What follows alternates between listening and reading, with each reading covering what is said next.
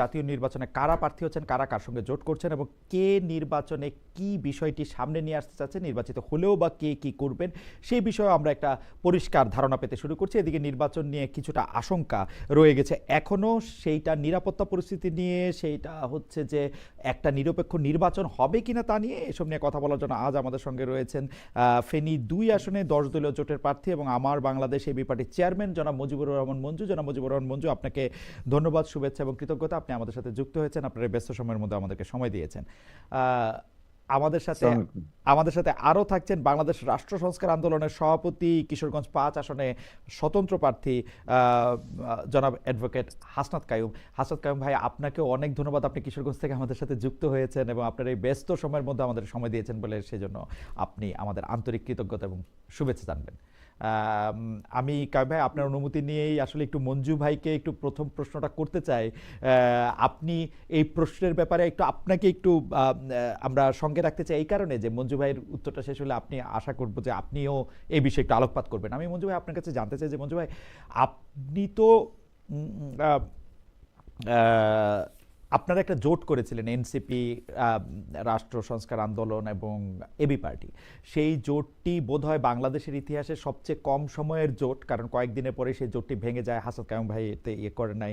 আপনি জামায়াতে ইসলামীর নেতৃত্বে যে জোট, সেটি এনসিপি এবং আপনারা এটাতে জোট করলেন। আমি আমি এটা নিয়ে, কারণ আপনি বাংলাদেশের রাজনৈতিক ইতিহাসে শুধু একজন রাজনীতিবিদও নন, আপনি একজন পর্যবেক্ষকও। সেই পর্যবেক্ষকের জায়গা থেকে আপনার কাছে আমি জানতে চাইবো যে আপনার কাছে কি সিদ্ধান্তটি ঠিকই মনে হয়েছে, তাই না? মানে এখন পর্যন্ত যে এটি একটি সঠিক সিদ্ধান্ত হয়েছে। আমি এই ব্যাপারে একটু হাসনাত কায়ুম ভাইকেও জানতে চাইবো যে কায়ুম ভাই, আপনি তো গেলেন না, আপনি ওই জোটের সঙ্গেও গেলেন না, বিএনপির সাথে জোটেও গেলেন না, আপনার সিদ্ধান্তটিও আপনার কাছে সঠিক মনে হয় না। কিন্তু আমরা আগে মঞ্জু ভাইকে শুনি যে মঞ্জু ভাই কি মনে করেন, যে মানে আমরা তো 10 দিন 12 দিন 1 মাস পরে সিদ্ধান্তটা একটু রিভিউ করার সুযোগ নিশ্চয়ই আপনি পাচ্ছেন। কি মনে হচ্ছে আপনার সিদ্ধান্তটা ঠিক আছে কি বেঠিক আছে? ধন্যবাদ খালেদ মহিউদ্দিন আপনাকে। কাইয়ুম ভাই আমাদের সিনিয়র পলিটিশিয়ান এবং আমাদের খুবই প্রিয় একজন মানুষ। দর্শককে শুভেচ্ছা জানাচ্ছি। প্রথম কথা হচ্ছে যে সিদ্ধান্তটা সঠিক হয়েছে বা আমরা খুব খুশি মনে নিয়েছি, বিষয়টা কিন্তু এরকম না। আমি কিন্তু এই ব্যাপারে স্পষ্ট করে বলেছিও যে আমরা যে অভিপ্রায়টা ব্যক্ত করেছিলাম বা যে অঙ্গীকারটা ব্যক্ত করেছিলাম যে আমরা একটা মধ্যবর্তী জোট আকারে একটা অবস্থান নিব। নতুন রাজনীতির যারা আমরা স্বপ্ন দেখেছিলাম বা নতুন রাজনৈতিক বন্দোবস্তের জায়গায় আমরা দাঁড়াতে চেয়েছিলাম, তারা কিন্তু একটা তৃতীয় জোট আমরা তৈরি করেছিলাম এবং আমরা সেটা বলেছিলাম যে বিএনপি এবং জামাতের যে দুই ধারার রাজনৈতিক মেরুকরণ ঘটছে, এর বাইরে এসে আমরা একটা তৃতীয় মেরুকরণ করার জন্যই আমরা কাজটা করি। আপনি নিশ্চয়ই জানেন খালেদ মহিউদ্দিন, আমরা কিন্তু 9টা দল প্রথমত চেষ্টা করেছিলাম। 9টা দলের বাইরে আরেকটা সংগঠন ছিল যেটাকে দল বলা যায় না, কিন্তু সেটা হচ্ছে আপ বাংলাদেশ নামে একটা পলিটিক্যাল অর্গানাইজেশন আছে। এই 10টা আমাদের এক ধরনের চেষ্টা ছিল যে আমরা এই 10টা সংগঠন মিলে দাঁড়াতে পারি কিনা। তো 9 দলের আমরা বেশ কয়েকটা মিটিং করেছি। আমাদের গণ যে আমাদের গণসংহতি আন্দোলনের যে প্রধান সমন্বয়ক জনাব সাকির, ওখানে আমরা কিন্তু মিটিং করেছি প্রথমে। এরপরে আমরা বিচ্ছিন্ন বিক্ষিপ্তভাবে বিভিন্ন সময়ে বিভিন্ন জায়গায় বসেছি। তো আমাদের মধ্যে একটা আশা ছিল যে এই দলগুলো যদি দাঁড়ায়, বিশেষ করে আমাদের হয়তো প্রত্যেক দলেরই সাংগঠনিক শক্তির বিস্তৃতি বড় ওই সমস্ত দলগুলোর মতো না, কিন্তু আমাদের মধ্যে একটা মধ্যবর্তী রাজনীতির একটা ফেনোমেনন আমাদের মধ্যে সবার মধ্যে আছে এবং আমাদের মধ্যে একটা বোঝাপড়াও ছিল ভালো।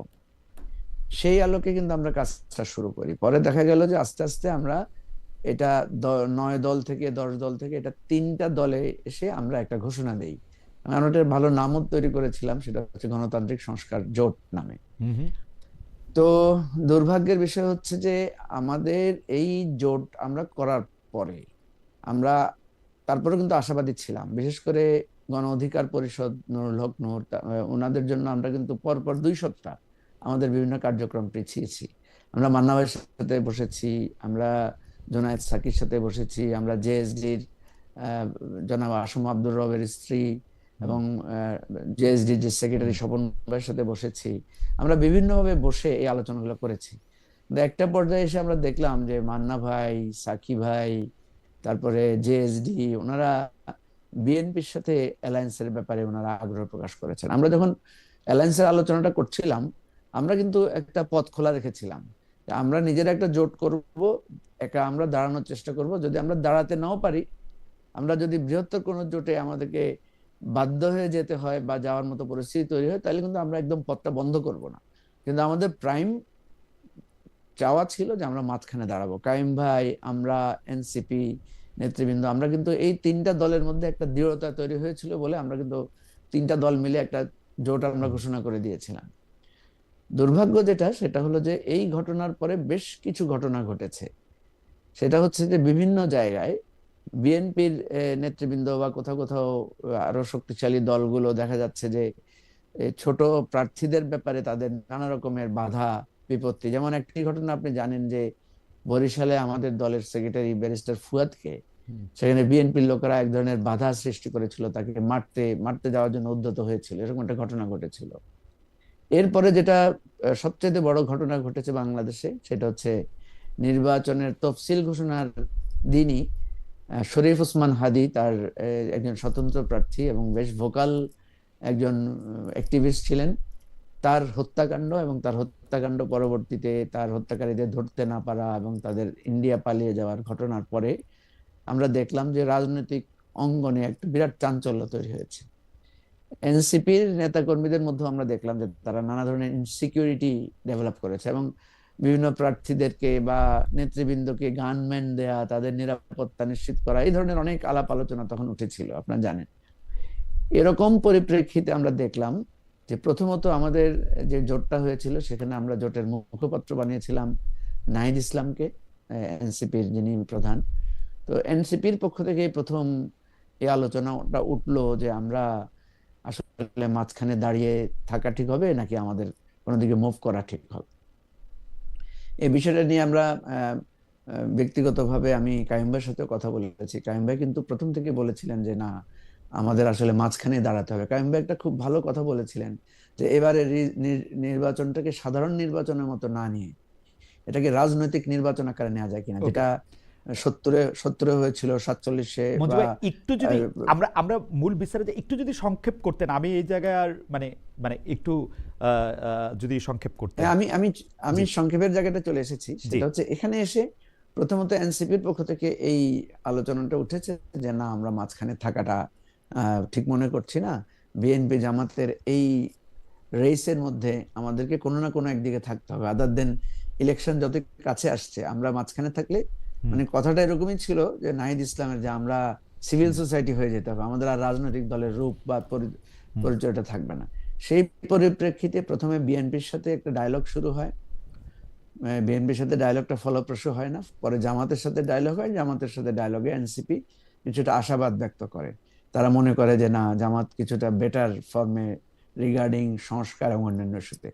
সেক্ষেত্রে পরে আমি নাহিদ ইসলাম এবং কাইম ভাই আমরা বসেছিলাম। কাইম ভাই বলেছেন যে না, জামাতের সাথে এই জায়গায় বা যে কোনো, আপনারা যদি অন্য জোটের সাথে যান তাহলে আমাদের পক্ষে এখানে কাজ করা কঠিন হবে বা আমরা পারবো না।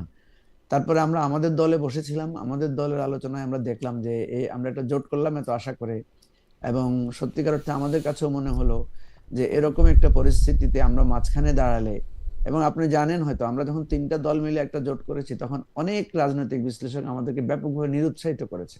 একজন রাজনৈতিক পর্যবেক্ষক তো সোশ্যাল মিডিয়াতে লিখেছে 0+0+0=0, মানে আমাদের এই উদ্যোগটাকে খুবই তুচ্ছ-তাচ্ছিল্য করেছে অনেকে। তো এই সমস্ত পরিপ্রেক্ষিতে পরে আমরা যখন দেখলাম যে এনসিপিও আগ্রহী, আমরাও তখন সিদ্ধান্ত নিলাম যে না, ঠিক আছে, আমাদের একটা বৃহত্তর জোটে আমাদেরকে থাকতে হবে বা বৃহত্তর, কিন্তু এটা আসলে জোট না। আমরা যখন দেখলাম যে আসলে আমাদের কাছে মনে হয়েছে জোট, কিন্তু এটা যেটা হয়েছে সেটা হচ্ছে একটা নির্বাচনী সমঝোতা, অর্থাৎ ওয়ান বক্স পলিসির আলোকে, যে একটা আসনে সব দল মিলে একজনকে ভোট দিবে, এটাই হচ্ছে মূল কথা। আমার মনে হয় যে মঞ্জু ভাই পরিষ্কার করেছেন। আমার কিছু প্রশ্ন আছে, সেগুলো আমি পরে করব, কিন্তু হাসান কাইম ভাইয়ের কাছে একটু শুনতে চাই যে হাসান কাইম ভাই, মঞ্জু ভাই প্রেক্ষাপটটা বর্ণনা করলেন, আমরা আপনাকে দেখেছি যে মানে আপনার অবস্থাটা খুবই দৃঢ় ছিল সবসময়, যে আপনি কি ধরনের জোট করতে চান, কি ধরনের রাজনীতি করতে চান, সেটি আসলে রাষ্ট্রচিন্তার পক্ষ থেকে আমরা গত 4-5 বছর ধরে দেখছি। এই জায়গায় কি আপনার কাছে মনে হয় যে মঞ্জু ভাই যে প্রেক্ষাপটটা বর্ণনা করলেন যে আমরা আসলে একটা রাজনীতি থেকে ছিটকে যেতে পারি বড় কোনো রাজনৈতিক দলের সঙ্গে না গেলে, আপনি কেন এই কথায় কনভিন্স হলেন না কায়েম ভাই? আপনি যদি আমাদেরকে একটু বলতেন। ধন্যবাদ আপনাকে, মঞ্জুকে এবং যারা শুনছেন তাদের সবাইকে শুভেচ্ছা জানাই। মঞ্জুর কথার মধ্যে হয়তো এই তাড়াহুড়া করার কারণে কিছু জিনিসের একটু আহ হয়েছে, ঘাটতি আছে। আমি বাকিগুলো আলাপ করবো না, একটা দুইটা জায়গায় একটু আলাপ করে হুম, আমি মূল্যায়নটা আসি। হুম, প্রথমত, মঞ্জু এই উদ্যোগগুলি নয় দল কিংবা গণতন্ত্র মঞ্চ সহ অন্যান্য এই চেষ্টাগুলি ও খুবই আন্তরিকভাবে করেছে। এটার ব্যাপারে আমাদের কারো কোনো মানে আমাদের আমাদের বাইরে অন্যরাও জানে মঞ্জুর আন্তরিকতার প্রশ্ন। কিন্তু আমরা একটা রাজনৈতিক কারণে তো এই আন্তরিকতাটার ব্যাপারটা একটা রাজনৈতিক কারণে এই উদ্যোগগুলি আমরা যেটা বলছিলাম, একটা হচ্ছে যে আমাদের কাছে একটা সূত্রায়ন ছিল যে এইবারই ইতিহাসে একটা ব্যত্যয় ঘটতে যাচ্ছে। সেটা হচ্ছে যে এই রকমের বড় রকমের অভ্যুত্থান কিংবা আন্দোলনের পরে নির্বাচনটা আসলে সাধারণ কেবলমাত্র ক্ষমতা বদলের নির্বাচন থাকে না, এটা একটা পলিটিক্যাল চেঞ্জেস এর কারণে মানে একটা লিগালাইজ করার ব্যাপার হয়। অভ্যুত্থানটাকে লিগালাইজ করার জন্য একটা নির্বাচন, অভ্যুত্থানের আকাঙ্ক্ষাগুলিকে আসলে লিগালি শেপ দেওয়ার জন্য নির্বাচন। এটা আমরা 70-এ দেখেছি, 69-এর অভ্যুত্থানের পরে 46-এ দেখেছি, 47-এ দেখেছি, 90-এ দেখেছি। এগুলি হচ্ছে আমাদের হিস্ট্রিতে আসছে। তো আমাদের একটা মূল্যায়ন ছিল যে আমরা মিস করে যাচ্ছি, পলিটিক্স এর ক্যারেক্টারটা মিস করছি, ইলেকশনের ক্যারেক্টারটা মিস করছি। এইটা একটা মূল্যায়ন ছিল। আরেকটা ব্যাপার দাঁড়াচ্ছিল যে আমরা বিভাজনের রাজনীতির বিরুদ্ধে বলে আসতেছিলাম, কিন্তু আমরা হাসিনা এই বিভাজনের খেলাটা খেলে এটা আমরা বলতেছিলাম। এবং অভ্যুত্থানের পরে আমরা সব সময় মানে ঐকমত্য কমিশনে আমাদের দেখবেন কোনো নোট অফ ডিসেন্ট নাই। আমরা কমন মিনিমামের মধ্যে সবাইকে ঐক্যবদ্ধ করার একটা চেষ্টায় ছিলাম। আমরা সংবিধান নিয়ে কোনো তর্ক তুলি নাই, ঐকমত্য নিয়ে কোনো তর্ক তুলি নাই। আমরা চাইছি কতটা আসলে কাছাকাছি আনা যায়। হুম, এগুলি ছিল আমাদের রাজনৈতিক বিশ্লেষণের হুম, প্রেক্ষিতে পদক্ষেপ। হুম, আমাদের একটা রাজনৈতিক বিশ্লেষণ ছিল এরকম যে এই ঐকমত্য কমিশনের শেষ দিকে এসে বিএনপি এবং জামাত এই দুইটা অংশ দুইভাবে আসলে ঐকমত্য কমিশনের মধ্যে যে সমস্ত ঐকমত্য হইতে পারতো হুম, সেগুলিতে আসলে আলাদা করে শেপ নিচ্ছে, প্রধানত জামাত প্রথম দিকে, এবং বিএনপিও আসলে তার প্রতিক্রিয়ায় তাদের ইগো দেখাইছে এবং যেগুলিতে ছাড় দিতে পারতো তারা সেটা দেয় নাই। পরবর্তীতে ঐকমত্য কমিশনের কাজটা শেষ হওয়ার পরে আমরা দেখলাম বাংলাদেশের রাজনীতিটা এমন ভাবে বিভক্ত করা হয়েছে, আপনি যদি 71-কে আপহোল্ড করেন, আপনি যদি একটা ডেমোক্রেটিক বাংলাদেশ চান এবং আপনি যদি আসলে এই মোটামুটি একটা স্টেবল বাংলাদেশ চান, তাইলে আপনি বিএনপির দিকে যাবেন। আর আপনি যদি অভ্যুত্থানের পক্ষে থাকেন, আপনি যদি সংস্কারটাকে আসলে মানে স্ট্রংলি আপহোল্ড করতে চান, তাহলে এবং 24-এর এই চেতনাকে যদি আপহোল্ড করতে চান, তাহলে আপনি গণহত্যাকারীদের সাথে যেতে হবে। এইরকমের একটা বিভাজনের মধ্যে বাংলাদেশের মানুষকে ফেলে দেওয়া হয়েছে। সেই রকম একটা জায়গায় আমাদের কাছে মনে হয়েছিল যে ঐকমত্যের যে কথাটা আমরা বলছি, সেই জন্য আসলে একটা ন্যাশনাল ইন্টারেস্টে একটা ঐকমত্য তৈরি করার মতো একটা জায়গা থেকে কথা বলা দরকার। আমাদের দেশে রাজনৈতিক দলগুলি যেভাবে দেখে, তারা মনে করে রাজনৈতিক দলগুলির ঐকমত্য মানে জাতীয় ঐকমত্য, কিন্তু জাতির ঐকমত্য এবং রাজনৈতিক দলের ঐকমত্য যে অনেক সময় এক না, একাকার না, এইটা অনেক সময় ভুলে যায়। যে জন্য মঞ্জুরা পরবর্তীতে যে জায়গাটায় গেল, আমি এখানে একটু বলি, হুম, আমরা কিন্তু প্রথম থেকে জাতীয় ঐকমত্যের জন্য একটা উদ্যোগ নিতে বলছি, যেটা neither BNP not Jamaat Islami. কারণ আমাদের কাছে এগুলি কোনো ফেনোমেনার ব্যাপার ছিল না। আমাদের কাছে তাদের সুনির্দিষ্ট যে রাজনীতি, সেই রাজনীতিটা জনগণকে বিভক্ত করে ফেলে বলে আমাদের মনে হয়েছিল। এবং আমরা মনে করছিলাম যে মাঝখানে দাঁড়ায় আসলে জাতিকে ঐক্যবদ্ধ হওয়ার জন্য কলটা রাখতে হবে, পলিটিক্সটা করতে হবে। আজকে না হোক আগামীকালকে জাতি ঐক্যবদ্ধ হবে। কিন্তু এই কলটা যদি আমি হারায় ফেলি, আমি বিএনপির দিকে চলে যাই অথবা জামাতের দিকে চলে যাই, তাহলে এই বিভাজনের সেই জায়গা থেকে আমরা মঞ্জুদের সাথে আসলে কি বলা যায় যে আলোচনার একটা পর্যায়ে যখন মঞ্জুরা আমাদের কাছে এই প্রস্তাব দেয় যে হুম, আমরা এটা চেষ্টা করব, কিন্তু যদি আমরা ফেল করি তাহলে গ্রেটার একটা ঐক্য প্রথম দিকে আমরা বিএনপির সাথে করার চেষ্টা করব, পরে যদি এটা না হয় তাহলে আমরা জামাতের দিকে করার চেষ্টা করব। ওই উদ্যোগের সাথে আমরা প্রথমেই না বলে দিই, আমরা বলি যে তাহলে আপনারা দুইটা দল আগান, আমরা কিন্তু মঞ্জু পারতেছি না, আমরা যদি পারি পরে করবো। হুম। ভদ্রতা করে আমি বলছিলাম যে আমরা যদি কোনো সময় কনভিন্স হই, তাহলে আপনাদেরকে আমরা ফলো করব কিংবা আপনাদের সাথে জয়েন করব। খুব মানে সরাসরি নাটা আমি ওইভাবে বলি না। বাট ওকে। ওই সময় তারা এই উদ্যোগটা দুই দল মিলাই নিতে পারে নাই বা নেয় নাই তারা কোনো কারণে। পরবর্তীতে কিছুদিন পরে কিন্তু তারা আমাদের সাথে এই কমিটমেন্টে আসে যে রাজনৈতিক জোটটাই হচ্ছে প্রধান, নির্বাচনটা হচ্ছে এর মধ্যে একটা ইনসিডেন্ট। নির্বাচনটা আমরা করব হুম। নির্বাচনে আমরা আসলে আসন পাবো কি পাবো না, হুম। জিতবো কি জিতবো না, এটা ব্যাপার না। যদি আমরা জিতি ভালো, নাও যদি জিতি আমরা লং টার্মে একটা পলিটিক্স করব, এবং সেই জন্য এই জোটটা হচ্ছে একটা পলিটিক্যাল জোট। কিন্তু হুম। বাকি যেগুলি আসলে মঞ্জু বলছে পরের জিনিসটা আমি আর বর্ণনা করতে চাই না। ওনারা যখন আসলে প্রধানত এনসিপি, আমি অনেক পরে জানছি এনসিপি যখন ডিসিশন নিছে, হুম। তখন মঞ্জু এবং আমাকে আসলে এনসিপির যে যাকে আমরা মুখপাত্র করছিলাম এই জোটের, হুম। ওরা এসে বলে যে আমরা এরকম একটা পর্যায়ের মধ্যে পৌঁছাইছি, আমরা এদের সাথে আলাপ করছি, ওদের সাথে আলাপ করছি ইত্যাদি। তো আমার দিক থেকে আমি খুব স্বাভাবিকভাবে বলি যে আমাদের পক্ষে তো এটা সম্ভব না, এটা তো আসলে আমাদের কমিটমেন্ট যেটা ছিল না কাইয়ুম ভাই, তার থেকে আমি একটু বেরিয়ে যাচ্ছে। কাইয়ুম ভাই, আমি একটু বোঝার জন্য যে আমি ধরেন, শেষ করি, আচ্ছা শেষ করেন, আপনার বোঝাটা হয়ে যাবে। জি শেষ করেন প্লিজ, আমি সরি। বলতে চাচ্ছি যে এখনো পর্যন্ত আমাদের উপলব্ধি, আপনি যেটা প্রশ্ন করছিলেন, হুম। আমার উপলব্ধি কিংবা আমাদের দলের উপলব্ধি হচ্ছে যে আমরা এখনো খুবই মাইনরিটি হইতে পারি দলের দিক থেকে। হুম। অনেক সময় ট্রুথটা হচ্ছে মাইনরিটির সাথেও থাকে, হুম। পিপলস ইন্টারেস্ট অনেক সময় মাইনরিটির সাথে থাকে। আমি এটাতে কনভিন্সড। আমি মনে করি যে ন্যাশনাল ইন্টারেস্টে যে পলিটিক্সটা করা দরকার, হুম। পার্টিগুলিকে আমি তার সাথে আনতে পারি নাই, কিন্তু পিপল এটার সাথেই আছে, পিপল এই কলটার মধ্যে আছে, পিপল বিভাজনটা চায় না। হুম। পিপল মুক্তিযুদ্ধকেও ধারণ করতে চায়, 24কেও ধারণ করতে চায়, গণতান্ত্রিক বাংলাদেশও চায়, ঘুষ দুর্নীতি চাঁদাবাজি মুক্ত বাংলাদেশও চায়। হুম। পিপল বাংলাদেশের মানুষের ধর্মীয় অনুভূতিকে শ্রদ্ধা করতে চায়, এগুলো সবগুলিকে একসাথে ধারণ করে ইনক্লুসিভ একটা বাংলাদেশ চায়। হুম। এরা এই দুইটা রাজনৈতিক দল যেভাবে দুই ভাগে ভাগ করছে, এবং যেভাবে রাজনৈতিক দলগুলি বাকি রাজনৈতিক দলগুলি তাদের সাথে গিয়ে হুম। এই বিভাজনটাকে আসলে সঙ্গত মনে করে তাদের সাথে অংশী হয়েছে, সেইটা আসলে বাংলাদেশের মানুষের অভ্যুত্থানের সাথে, বাংলাদেশের মানুষের আকাঙ্ক্ষার সাথে আসলে সঠিক হয় না। এটা আমি মনে করি যে তাদের সাথে এক ধরনের প্রতারণা করা হয়েছে, এই শব্দটা আমি বলবো না, কিন্তু এই আকাঙ্ক্ষাটাকে তারা আসলে ধারণ করে নাই, কাইয়ুম ভাই, আমি কি এই একটা, আকাঙ্ক্ষাটা নেয় কাইয়ুম নাই। ভাই, আপনি শেষ হইলে আমি এই বললেন আমার জন্যই একটা মনে করি প্রশ্ন। যে আমাদের জায়গাটা এখন আমি ঠিক মনে করি। আচ্ছা জি, এবার যদি বলে। আচ্ছা কাইয়ুম ভাই, আমরা তো আপনারে মানে একটা রাজনৈতিক শিক্ষক হিসেবে পাই, মানে এটা রাজনীতি বিজ্ঞানের না, বাংলাদেশের রাজনীতির শিক্ষক হিসেবে আপনি বলতেছিলেন যে অনেক সময় যারা মাইনরিটি তারাও আসলে সত্যের জায়গায় থাকতে পারে।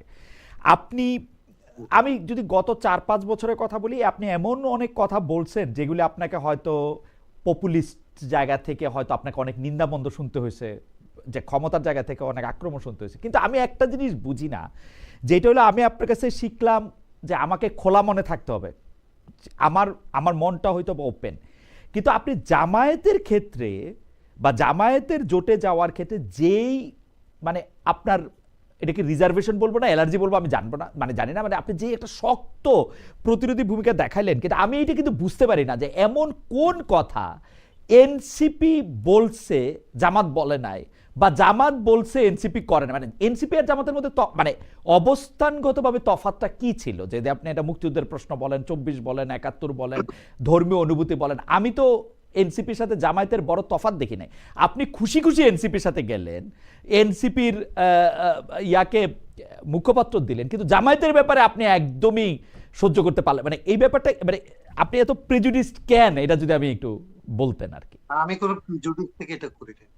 এনসিপি হচ্ছে এখনো পর্যন্ত কোনো পার্টি না, তারা নিজেরা পাবলিকলি ক্লেম করে যে তারা পার্টি, কিন্তু আমাদের সাথে যখন আলাপ করে তখন তারা বলে ইট টু বি টেকেন শেপ, এটা এখনো শেপ নেয় নাই। তাদের এখনো পর্যন্ত কোনো রাজনীতি আপনি নির্ধারিত করে বলতে পারবেন না। এখন পর্যন্ত এটা শুনলে আপনার খারাপ লাগতে পারে, এনসিপি যা ভালো কথা বলে সেটা হচ্ছে রাষ্ট্রচিন্তা কিংবা রাষ্ট্র সংস্কার, যে কথাগুলি বলবে, এর বাইরে তার তো কোনো নিজস্ব কথা নাই। একটুকু আমি বুঝতে বাকি পারি। যেটা করে রাজনীতিতে অ্যাক্ট করে, জি। অ্যাক্ট করার ক্ষেত্রে জামাতে ইসলামীকে, আমি জামাতে ইসলামের ব্যাপারে আমার কোনো অ্যালার্জি নেই। জামাত ইসলামীকে আমি দুইটা জায়গা থেকে রাজনৈতিক ভাবে বিরোধিতা করি। একটা হচ্ছে 46 বছর, আরে 53 বছরে আপনি গণহত্যাটাকে বুঝতে পারবেন না যে আপনি একটা ভুল করছেন, এবং ওই মনস্তত্ব দিয়ে আপনার দলটা চালাবেন। আপনি গণহত্যাকে আপনার রাজনৈতিক মনস্তত্বের মধ্যে ধারণ করে আপনি নিজেকে গণতান্ত্রিক দাবি করবেন, এটা তো হইতে পারে না। এটা 1 নম্বর কথা। 2 নাম্বার হচ্ছে এটা একটা পার্টি, ওয়েল অর্গানাইজড পার্টি, সে যা করে এটা আসলে পরিকল্পিত ভাবে করে। এনসিপির বেলায় যেটা আমাদের আসলে পক্ষপাত বলতে পারেন, এনসিপির এরা বয়সে কেবল তরুণ এরকম না, এরা রাজনৈতিক ভাবে অনেক শিশুতোষ কথা বলে, যেটা আসলে তারা অর্থ জানে না, রাজনীতির সাথে রাজনৈতিক পরিভাষা জানে না। এটা বলতে আমার লজ্জা করে, আমার বলা উচিত না এদের সম্পর্কে, ছোটদের সম্পর্কে। অনেক ব্যাপারে তার রাজনৈতিক পরিভাষাটার অর্থ না জেনে কথা বলে। রাজনৈতিক শিষ্টাচারটাকে আসলে না বুঝে কথা বলে। এক একটা প্রতিষ্ঠান এবং সরকারের মধ্যে পার্থক্য, প্রতিষ্ঠান কোনগুলিকে আসলে কিভাবে আপহোল্ড করে তারপরে ক্রিটিসাইজ করতে হবে এগুলি না জেনে কথা বলে। এগুলিকে আমি ধরি যে এগুলি হচ্ছে এই বয়সের এবং অভিজ্ঞতার ঘাটতি, এবং সেইখানে আমি দায়িত্ব মনে করি, মঞ্জু দায়িত্ব মনে করে এবং অন্যদেরও দায়িত্ব বোধ করা উচিত ছিল যে এরা যে বড় রকমের সাহসী কাজটা করছে এবং এই কাজের পরে যে একটা আত্মম্বরিতা তৈরি হইতে পারে, সেইখানে আসলে তাদের কি আত্মম্বরিতার যে রাজনৈতিক বিভ্রান্তি তৈরি করতে পারে এগুলি ধাপে ধাপে তাদেরকে আসলে সহায়তা করে শিখানো দরকার ছিল। এটা হইলে বাংলাদেশই উপকৃত হইতো। আমার এই দিক থেকে বলতে পারেন একটা পক্ষপাত কাজ করতে পারে তারুণ্যের প্রতি, তাদের সাহসের প্রতি এবং তারা স্পর্ধার প্রতি, কিন্তু এইটা এবং তাদের না জানার প্রতি বলতে পারেন যে আমার আমার মা আমাকে বলতো, আমি এই কথাটা বলে শেষ করি, আমার মা বলতো যে বাবারে, তুমি যাকে অপছন্দ করো তার ভুল হচ্ছে তোমার কাছে অপরাধ, আর তুমি যাকে পছন্দ করো তার অপরাধ হচ্ছে তোমার কাছে ভুল। এটা বলতে পারেন যে আমি যেহেতু এনসিপি কে পছন্দ করতাম, এনসিপির সাহসটাকে যেহেতু আমি পছন্দ করি, এবং আমি যেহেতু হেড পলিটিক্স এর বাইরে 18 সাল থেকে এই জেনারেশনকে পলিটিক্স এর দিকে আনার চেষ্টা করে গেছি ক্রমাগত, তো আমার এক ধরনের পক্ষপাত থাকতে পারে। আমি ভুল, এদের অপরাধকে হয়তো আমি ভুল মনে করি, কিন্তু জামাতের অপরাধ এবং এদের এটা অপরাধ না, আমি এইভাবে একেবারে ওইভাবে আমি দেখি না। এরা এইসব বিষয়ে একটা স্টেপ নেয় না, সিদ্ধান্ত নেয় না। কিন্তু কায়েম ভাই, আমি আপনার কাছে প্রশ্নটা করে যাই, মানে আমি একটু মঞ্জু ভাইয়ের কাছে যাব যে আপনি জামায়াতে ইসলামী প্রসঙ্গে আপনি এটা পরিষ্কার করেছেন যে আপনার আসলে কোনো ধরনের অ্যালার্জি বা কোনো ধরনের রিজার্ভেশন, প্রেজুডিস এগুলি কিছু নাই, কিন্তু 53 বছরের একটা রাজনীতি পর্যবেক্ষণ করে একটা জিনিস ভুলকে ভুল বলতে না পারা, যেটা আপনার ভাষায়, কিন্তু আমরা কিন্তু দেখছি যে জামায়াতে ইসলামী নানাভাবে সেই ভুল স্বীকার করেছে, বলতে চেয়েছে। আরও একটা জিনিস হচ্ছে কি, মানুষ কি চায়, বাংলাদেশের মানুষ কি এখন জামায়াতে ইসলামের এই ভুল, যেটাকে আপনি ভুল বলতেছেন, আমি এটা বললেও এখন মুশকিল যে আমি এটা ভুল কিনা, আপনি যেটা ভুল বলতেছেন বা যেই অবস্থানের কথা বলতেছেন ওইটা বললেও বাংলাদেশের মানুষ বলতেছে যে অতীত নিয়ে আমরা ঘাটাঘাটি করতে চাই না, আমরা সামনে দেখতে চাই, আমরা এটা করতে চাই। সেই জায়গাটার আপনি আসলে কিভাবে দেখেন, মানে ওই রাজনীতিটা, মানে আপনার কাছে কি ওইটা এনাফ মনে হয় না, নাকি আপনি মনে করেন যেই বিভাজনের কথা আপনি বলতেছিলেন সেই বিভাজনের পথে অ্যাডভোকেট হাসনাত কাইয়ুমও হাঁটতেছেন? মানে আমি ওইটা একটু আরেকটু পরিষ্কার হতে চাই। আমি আসি আপনার কাছে, আমি একটু মঞ্জু ভাইয়ের কাছে একটু যাই। মঞ্জু ভাই, একটা কথা তো শুনতে খুব ভালো যে এইটা আদর্শিক জোট না, এটা একটা নির্বাচনী সমঝোতা, এটা আসলে জোটই না, কিন্তু আমার কাছে কিন্তু মনে হয় যে আদর্শ ছাড়া কোনো একটা পথ চলা একসঙ্গে হইতে পারে না, মানে there is nothing wrong in it. কিন্তু আপনারা কেন বলতে পারে এইটা? তো আপনারা এরকম না যে আপনারা আজকে যদি আওয়ামী লীগ নিষিদ্ধ না হইতো তাহলে আওয়ামী লীগের সাথে আপনারা এটা জোট করতে পারতেন, নাকি পারতেন আমি জানি না, মানে বলতেন যে এটা একটা নির্বাচনী সমঝোতা। আওয়ামী লীগ যদি আপনাকে ধরেন বলতো যে আমাদের সব লোক আপনারা ভোট দেবে, আপনাকে 100 আসন ছেড়ে দেওয়া হবে, তাহলে কি আপনি এটা করতে পারতেন নির্বাচনী সমঝোতার নাম নিয়ে? মানে একটা না একটা আদর্শ তো এটার মধ্যে কাজ করেই। তারপরে আপনারা যদি এখন ক্ষমতায় আসেন বা বিরোধী দলে যান, কোনো না কোনো একটা ইশতেহারের ভিত্তিতে তো আপনারা কাজ করবেন। এখন ঘটনা হইতেছে যে আপনি যে শব্দগুলি ব্যবহার করছেন, তুচ্ছ তাচ্ছিল্য করা, তারপর হচ্ছে যে একেবারে এনসিপি বলছে যে আপনার একটা বৃহত্তর সুশীল সমাজে পরিণত হইলেন, মানে আপনার কাছেই তো আমরা শিখলাম মঞ্জু ভাই যে এইটা তো রাজনীতিটা তো একটা স্প্রিন্ট না, এটা তো একটা ম্যারাথন। এটা তো আজকে না হোক 2 দিন পরে 4 দিন পরে এটা হইতো।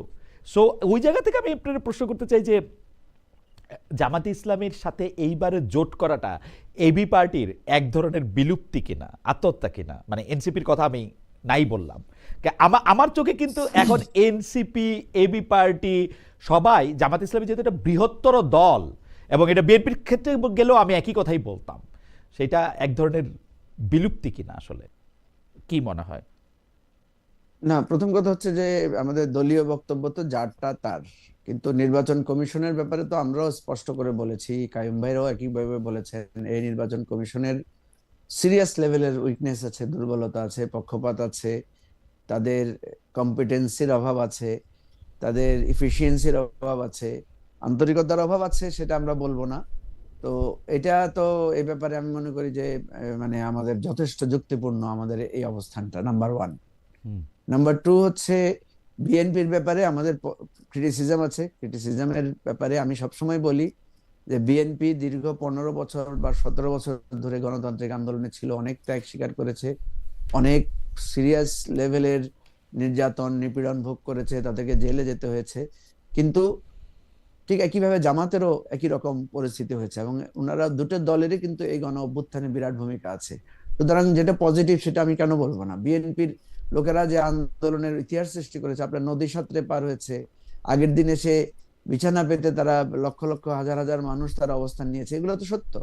আবার একইভাবে অভ্যুত্থান পরবর্তীতে যে বিএনপিকে আমরা দেখছি, বিশেষ করে আমরা সংস্কার কমিশনে খুবই হতাশ হয়েছি আমরা যখন দেখলাম যে 31 দফার ধরে যখন আমরা আলোচনা করি, বিএনপি সেখানে নোট অফ ডিসেন্ট দেয়, তখন আমাদের কাছে মনে হয়েছে যে বিএনপির কাছে প্রিঅকুপাইড একটা ধারণা তৈরি হয়েছে যে তারাই ক্ষমতায় আসবে, এবং তারা ক্ষমতায় আসলে তাদের ক্ষমতা পরিচালনার ক্ষেত্রে যাতে বাধা না আসে সেজন্য তারা সংস্কারের ব্যাপারে আমরা দেখলাম যে তারা আগ্রহী না।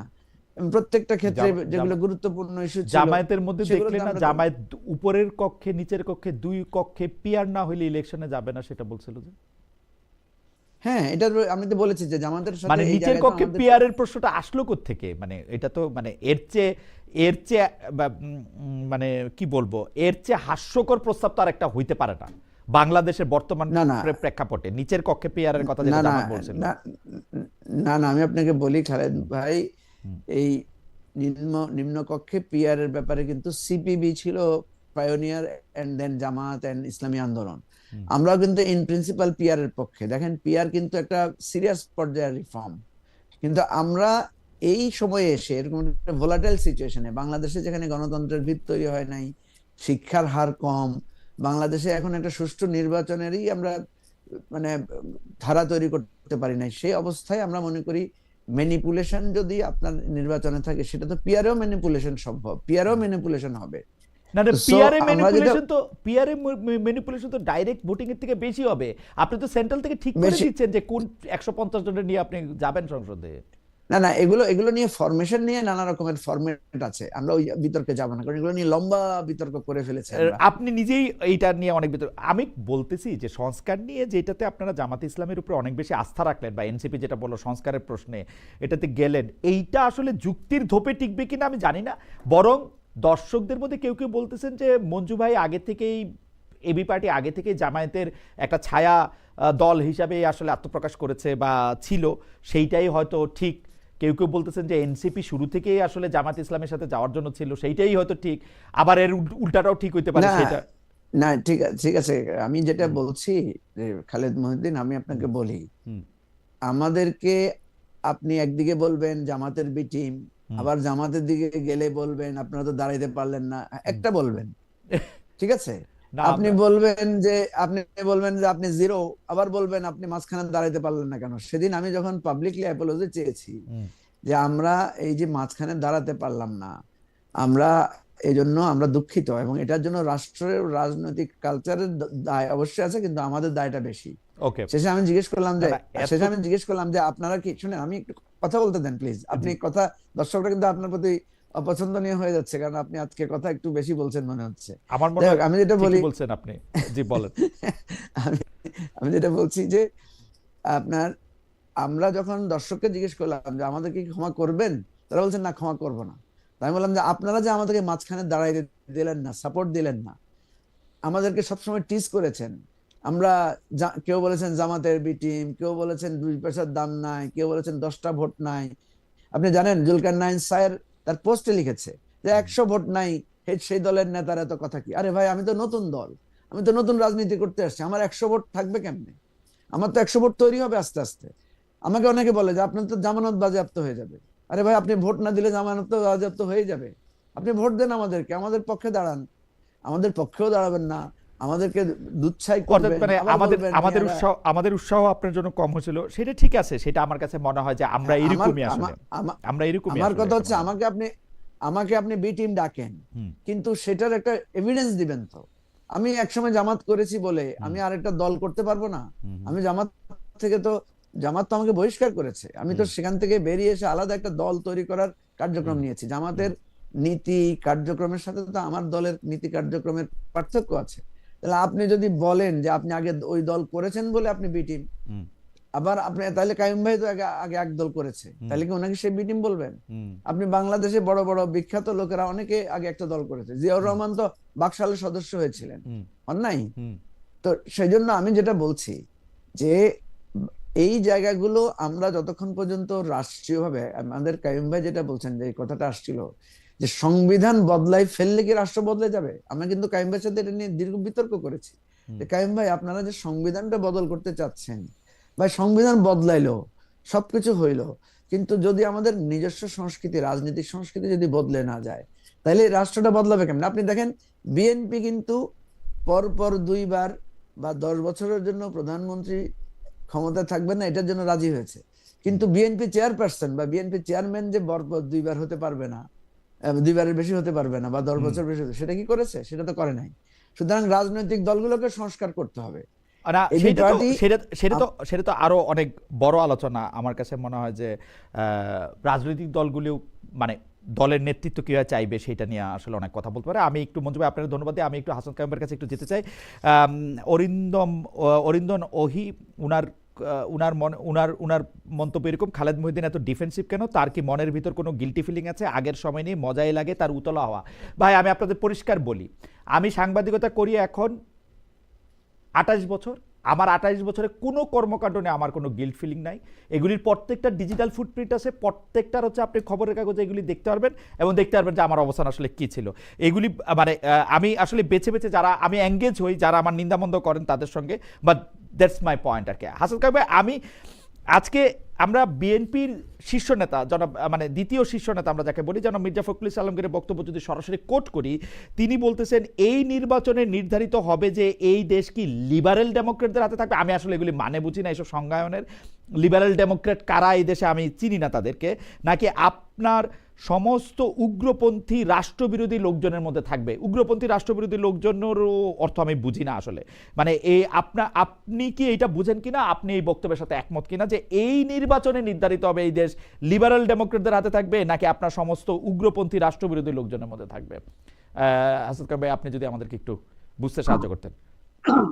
প্রথমত ধরেন এই যে আমাদের এখানে যে শব্দগুলি, যা টার্মিনোলজিগুলি যেভাবে ব্যবহার হয়, এটা ধরেন একেবারেই অ্যাকুরেট হয় না। আমাদের এখানে এটার কোনো জায়গা নাই। তো আমি যেটা বুঝি যে আমাদের দেশের মানুষ তাহলে বুঝে কিভাবে আমাদের লোকদেরকে। আপনি একটু আগে একটা কথা বলছিলেন যে আসলে আমাদের ব্যবহার, আমাদের প্র্যাকটিস দেখে আমাদেরকে আসলে মানুষেরা চিহ্নিত করে। মির্জা ফখরুল ইসলাম আলমগীর নিজেদেরকে লিবারেল ডেমোক্রেট বলতে চেয়েছেন যে তারা আসলে উদার গণতান্ত্রিক একটা সংগঠন। তারা যদি ক্ষমতায় যায় তাহলে দেশে একটা উদার গণতান্ত্রিক ব্যবস্থা প্রতিষ্ঠিত হবে। আর ওনাদের বিপরীতে জামাতে ইসলামী কিংবা ওই জোট যদি ক্ষমতায় যায় তাহলে উগ্র ডানপন্থী বা কি বলছে আমি ভুলে গেলাম, যে উগ্র একটা শক্তির কাছে যাবে। এটার মধ্যে আংশিক সত্যের অংশ আছে, কিন্তু দুর্ভাগ্য হচ্ছে যে এই সত্যের অংশটাই হচ্ছে সমস্যা। পূর্ণ সত্য অথবা পূর্ণ মিথ্যার একটা সুযোগ, মানে এটাকে আপনি আসলে করতে পারেন আর কি, আলাদা করতে পারেন। কিন্তু যখন সত্যের সাথে আংশিক মিথ্যা থাকে কিংবা মিথ্যার সাথে আংশিক সত্য থাকে, তখন আসলে মানুষ বিভ্রান্ত হয়। আমাদের এখানে এরা কেউ এই দুইটা দল কিংবা আসলে আজকে আমার জন্য হয়তো এটা খুব কড়া কথা হবে যে আমাদের যে সমস্ত রাজনৈতিক বন্ধুরা এই সমস্ত দলের সাথে যুক্ত হয়েছে, তারা কেউ আসলে প্রকৃত অর্থে এই দেশের জনগণের স্বার্থে তাদের নিজেদের রাজনৈতিক কর্মকাণ্ড নির্ধারণ করতে পারে নাই। তারা আসলে তাদের নিজেদের স্বার্থকে যেভাবে আসলে রক্ষা করা সম্ভব হবে বলে মনে করছে, তার জন্য তারা ভাষা ঠিক করে, তার জন্য তারা কৌশল ঠিক করে এবং তাদের স্বার্থটাকে জনগণের স্বার্থ হিসেবে বিভিন্ন নামে তারা চালায়। এবং আমাদের দুর্ভাগ্য যে এত রক্তপাতের পরে, এত সব ঘটনার পরে যাদের আসলে অনেক বেশি সাহসী হওয়ার কথা ছিল, সে এনসিপি তার সাহস রাখতে পারে নাই। আমাদের মঞ্জুরা ধরেন জামাত ইসলামের বিরুদ্ধে 5 বছর ধরে আসলে একটা গণতান্ত্রিক রাজনৈতিক দল গড়ে তোলার চেষ্টা করছে। তার ভেতর দিয়ে যা অর্জন করছিল সেগুলি নিয়ে আসলে এখন মানুষ প্রশ্ন করা শুরু করছে। এইগুলি আসলে মঞ্জুর কি ক্ষতি হলো আমি এইভাবে দেখি না, বা আমাদের রাজনৈতিক নেতাদের কি ক্ষতি হলো আমি এইভাবে দেখি না। আমি দেখি যে বাংলাদেশের মানুষের, এই 18 কোটি মানুষের কিন্তু তার মুক্তির জন্য আসলে যে পথটা এখানে আসলে স্পষ্ট হওয়া দরকার। কিন্তু আসল ভাই, এইটাও তো আসলে সত্যি কথা, এইটাও তো আসলে সত্যি কথা যে মঞ্জু ভাইরা যখন এককভাবে দল করতেছে, আমরাই বা কতটা, আপনি আপনার কথাও বললেন যে আসলেই আমরা কতটা, আমরা তো তেলা মাথায় তেল দিতেই পছন্দ করি। মানে এটাই আমাদের কালচারের মধ্যে আপ- এটা আছে, আমি তো এটা অস্বীকার করি না, কিন্তু আমি যখন রাজনীতি করতে আসছি, আপনি তো রাজনীতি করতে আসছেন না, আপনি একটা হুম সাংবাদিকতার জায়গায় নিচ্ছেন। হুম হুম আমি যখন রাজনীতি করতে আসছি এরকম হুম একটা দেশে, হুম হুম, আমি তো আসলে এটা ধরেই নিছি যে আমাকে তো আসলে একটা কঠিনকে ভালোবেসেই তো আমি এখানে আসছি।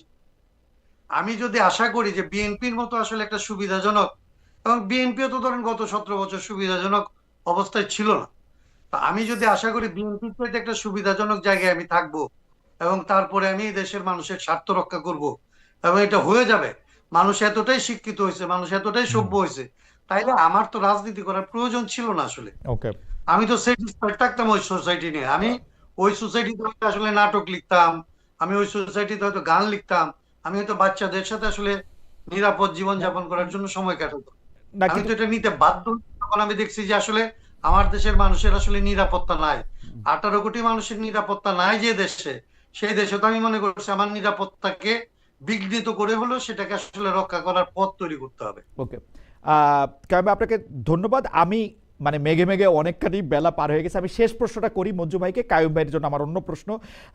মঞ্জু ভাই, গতকাল চট্টগ্রামে মানে জঙ্গল সেলিমপুরে অভিযানে গিয়ে হামলায় র্যাব কর্মকর্তা নিহত হয়েছেন। জাতীয় নির্বাচনের তফসিলের পরে ভোটও ঘনিয়ে আসছে, সার্বিক নিরাপত্তা পরিস্থিতি সরকারের নিয়ন্ত্রণে কতটা আছে আসলে?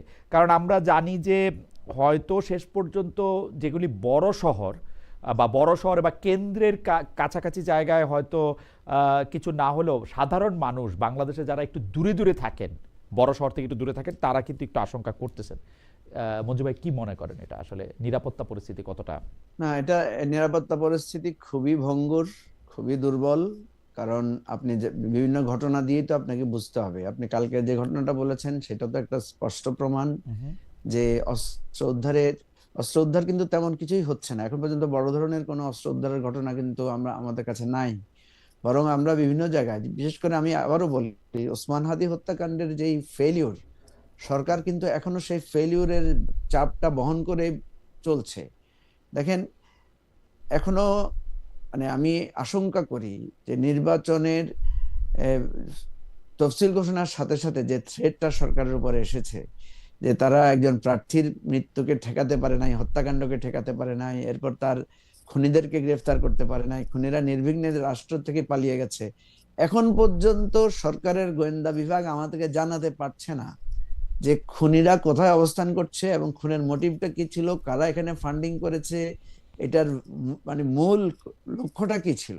ওসমান হাদিকে হত্যা করে কি এখানে নির্বাচন ভণ্ডুল করতে চেয়েছিল, নাকি আমাদের যে প্রতিবাদী কণ্ঠ সেগুলোকে বন্ধ করে দিতে চেয়েছিল, নাকি মানে এটার সাথে কোনো শুধু কি জাতীয় শক্তি না আন্তর্জাতিক শক্তি না, আমি আমি মানে আমি সংযুক্ত আছে? আমি জনাব শহীদ ওসমান হাদির ব্যাপারে আমি একটা দেখি যে উনি কিন্তু আসলে সমালোচনা আপনাদেরও করেছেন, মানে জামায়াতে ইসলামী, এনসিপি, বিএনপি, এই জুলাই যোদ্ধা নামের যারা শার্ট গায়ে দিতে পারতেন না, আজকে অনেক দামি কাপড় গায়ে দিচ্ছে, মানে উনি কিন্তু স্পেসিফিক অনেকগুলি বিষয়ে অনেক সমালোচনা করেছেন। কিন্তু ঘটনা হচ্ছে যে আমরা যখন দেখি যে এমনকি এই শহীদ ওসমান হাদির মৃত্যুটাকেও আসলে ক্যাশ করার চেষ্টা করা হচ্ছে, সেইটাও কিন্তু আমার কাছে খুব একটা মানে মানে খুবই অরুচিকর এবং খুব অনুচিত কাজ মনে হয়। না, আপনি শুনেন, আমার কথা হচ্ছে কাউকে আপনি ক্যাশ করতেও দিবেন কেন? আর সরকারের কাজ কি? সরকারের কাজ তো হচ্ছে যে এটার একটা সুষ্ঠু, আজকে ক্যাশ করার প্রশ্ন আসতেছে কেন? আপনি যদি আজকে ধরতে পারতেন, আজকে যদি বিচারের আওতায় আনতে পারতেন, আজকে যদি আপনি এটার, কারণ আপনি দেখেন খুনিরা তো এইভাবেই মানে প্রশ্রয় পায়। ওসমান হাদি হত্যার কোনো কিছুই হলো না, তাহলে কালকে তো আরেকটা ঘটনা ঘটবে, অ্যাবসলিউটলি পরশুদিন আরেকটা ঘটনা, এবং ঘটছে তো অ্যাবসলিউটলি আপনার ঘটছে তো সেই ঘটনাটা। অ্যাবসলিউটলি কথা হচ্ছে যেখানে আপনি ঘোষণা করছেন যে ইলেকশন শুরু হয়েছে 3 স্তরের নিরাপত্তা, সেখানে নিরাপত্তার কোনো বালাই নাই। এখনো আমি আশঙ্কা করি নির্বাচনের যখন প্রচার প্রচারণা শুরু হবে পরশুদিন থেকে, বিভিন্ন ভাবে কিন্তু নানা ধরনের সন্ত্রাসবাদী ঘটনা ঘটবে। আপনাকে তো আমি উল্লেখ করেছি, আমাদের দলের সেক্রেটারি ফুয়াদকে যখন তার একটা বক্তব্যের জন্য সেখানে বিএনপির লোকেরা নানাভাবে ঘেরাও করেছে, আপনি কি দেখেছেন সেখানে কারোর বিরুদ্ধে কোনো মামলা হয়েছে বা কাউকে গ্রেফতার করতে পেরেছে? কাউকে করা হয় নাই। তো এই যে বিষয়গুলো প্রতিনিয়তই ঘটছে, এখানে অত্যন্ত পরিষ্কার যে আইন শৃঙ্খলা রক্ষা, অস্ত্র উদ্ধার, আসামিদেরকে গ্রেফতার, আম- নানা জায়গায় আমার আমরা মনে নানা ধরনের দুর্বলতা দেখতে পাচ্ছি। এবং আমার আমরা দেখছি, আজকেও দেখলাম চিফ অ্যাডভাইজার 3টা দলের নেতাদেরকে নিয়ে তিনি বিভিন্ন জায়গায় পরিদর্শন করছেন। এই জিনিসগুলো আমার কাছে মনে হয় যে এটার চাইতে গুরুত্বপূর্ণ হচ্ছে যে এই দলগুলোর মধ্যে বিভেদ কমানো এবং নির্বাচনটাকে সুষ্ঠুভাবে করা। নির্বাচন খুব উৎসব মুখর পরিবেশে করার জন্য যেই প্রচেষ্টা, তার চাইতেও বেশি দরকার হচ্ছে নির্বাচন যাতে শান্তিপূর্ণ, সুষ্ঠু, নিরাপদে হয় এবং মানুষ যাতে তাদের ভোটটা দিতে পারে এবং কেউ যাতে কারো বিরুদ্ধে কোনো অভিযোগ তুলতে না পারে, ওকে, এরকম একটা নির্বাচন ব্যবস্থা করা একান্ত দরকার। আমি একটু হাসান কাইম ভাই আপনার কাছে এই প্রশ্নটার একটু লেজ হিসেবে বলি যে আমি আমি মঞ্জু ভাইয়ের সাথে একদম একমত যে কোনো একটা দুর্ঘটনার একদম প্রকাশ্য দিবালোকের মধ্যে ঘটছে, কিন্তু এটা দুর্ঘটনা না, একটা হত্যাকাণ্ড, হত্যা চেষ্টা প্রকাশ্য দিবালোকে ঘটছে। বাংলাদেশের প্রতি 500 মিটারের মধ্যে আমরা শুনছি যে পুলিশের সিসি ক্যামেরা আছে, অন্যান্য সিসি ক্যামেরাও আছে। সেই সিসি ক্যামেরাতে আমরা দেখতেও পাইছি যে এটা কি হয়েছে। তারপরে তার পলায়ে যাওয়া, এখন পর্যন্ত মোটিভ আবিষ্কার করা না পারা, এক এক সময় এক এক রকম একটা বয়ান আসা, আর এইটাকে কাভার আপ করার জন্য সরকার হচ্ছে হাদির বড় ভাই ওমর হাদিকে যুক্তরাজ্যের বার্মিংহামে দ্বিতীয় সচিব হিসেবে নিয়োগ করা। মানে এগুলি আসলে এই মানে আপনি নিরাপত্তার জায়গাটা থেকে আপনি নিশ্চিত করতে পারলেন না, আপনি কম্পেনসেট করতে যাচ্ছেন। মানে এইটা কিরকম আসলে যদি বলতেন একটু কাম ভাই। মানে এটা দুর্ভাগ্যজনক, এবং এগুলি আমি বারবার যেটা বলি যে আবারও ধরেন এই প্রশ্নটাই আসে যে এই কাজগুলি আমরা এর আগে দেখছি। এই কাজগুলি আসলে একটা দলীয় সরকার অনেক সময় আমরা দেখছি যে পরিকল্পিতভাবে এই কাজগুলি করছে। এখন এই সরকারকে আমরা আসলে এই সমস্ত পরিকল্পনার অংশ ভাবতে চাই না, কিন্তু আমাদের যেহেতু অভিজ্ঞতাটা এরকম এবং এগুলি যখন মিলে যায় তখন আসলে এগুলিকে এইরকম আগের সরকারগুলির মতো মনে হয়, এবং যখন এটা মনে হয় তখন নিজেদেরকে খুব প্রতারিত, হতাশ এবং দুর্ভাগা মনে হয়। আমরা বাংলাদেশটাকে আসলে রক্ষা করতে পারছি না। বাংলাদেশের জন্য যেই পথে যাত্রা করার কথা, রক্ষা করা তো দূরের কথা, যে পথটায় যাত্রা করার কথা, যাদেরকে সেই যাত্রায় আসলে আমরা পাবো বলে মনে করছি সাথে, তাদেরকে সেই পথে পাচ্ছি না, আমরা যাত্রাটা করতে পারছি না। এবং আমরা খুবই ভয়ের মধ্যে দিয়ে আসলে সামনে এগোচ্ছি যে আমাদের জন্য আরো বড় কোনো বিপর্যয়কর জিনিস অপেক্ষা করছে কিনা। এবং এই নির্বাচন এই জন্যই আমি মনে করি যে একটা অ্যাকসেপ্টেবল নির্বাচন হওয়া দরকার, যাতে আসলে এই ক্রাইসিসটা প্রলং না করে, এটা প্রলম্বিত না হয়, আমরা যেন এখান থেকে বেরোনোর পথটার দিকে আবার মুখ করতে পারি।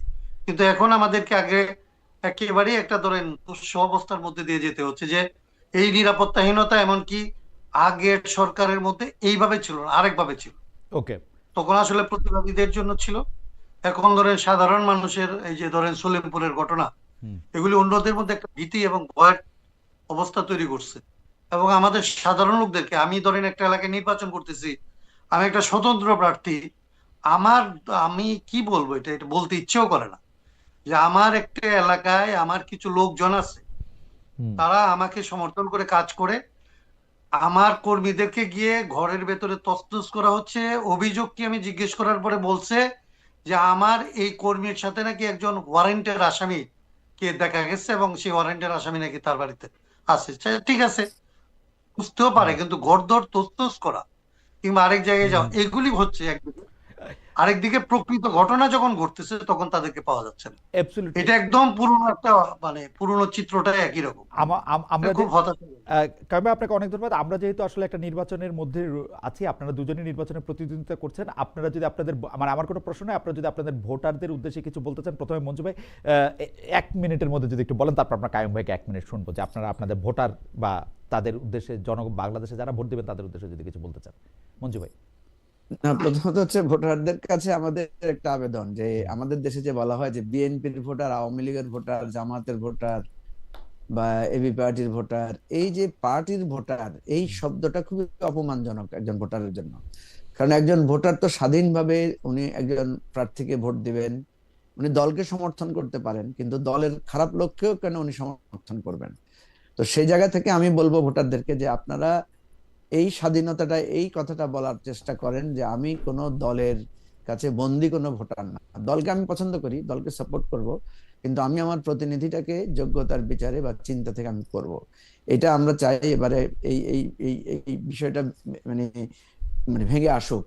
দ্বিতীয় হচ্ছে, আমি আমার অভিজ্ঞতা থেকে বলছি, নারী ভোটারদের ক্ষেত্রে আমরা যখন হাউস ক্যাম্পেইন করতে যাই, তো একটা বাসায় গিয়ে যখন আমরা ওই ভোটারের সাথে দেখা করি, একজন পুরুষ আসেন, পরে যখন বলি যে ভাবিকে একটু বলেন, আমরা একটু কথা বলতে চাই, বা খালাম্মাকে একটু বলেন, তখন বলতে না অসুবিধা নেই, আপনাদেরকে আমরা বলে দিব, আপনাদের এটা পৌঁছায় দেবো। জি এবং এবং বাজারগুলোতে যখন আমরা ক্যাম্পেইনে যাই, জি পুরুষদের সাথে তো আমরা দেখা করে সালাম দেই, নারীদেরকে যখন আমরা সালাম দেই ওনারা খুব লজ্জা পেয়ে একপাশে সরে দেন।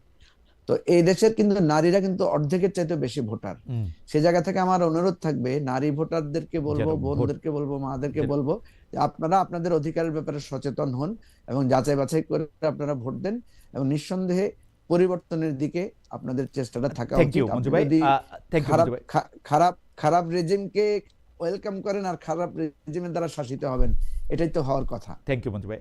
অ্যাডভোকেট হাসান কায়ুম, আপনি যদি ভোটারদের জন্য আমি কিছু বলেন। প্রথমে ভোটারদের একটু সমালোচনা করে পরে আরেকটা কথা বলবো। প্রথমত আমি বলতে চাই যে আমাদের এখানে এরকম একটা প্রবণতা আছে যে আপনি সবচেয়ে খারাপ লোকটার কাছ থেকে সবচেয়ে ভালো আচরণটা আশা করেন, এই স্ববিরোধিতাটা নিয়ে।